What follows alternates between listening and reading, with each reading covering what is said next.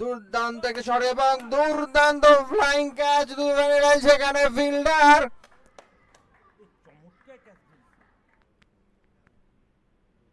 ফ্লাইটের ডেলিভারি এবং বল, ব্যাটসম্যান অঙ্কিত বল